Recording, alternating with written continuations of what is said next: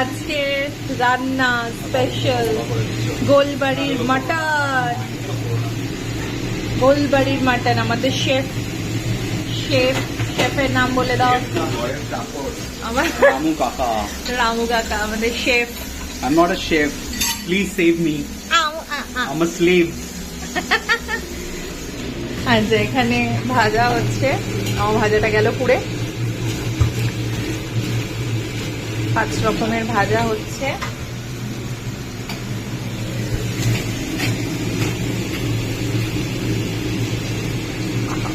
এটা ধীরে ধীরে একদম ভুনা হবে, মানে কষানো হবে মাটনকে ভালো করে, যতক্ষণ না এর কালারটা কালো চলে আসছে।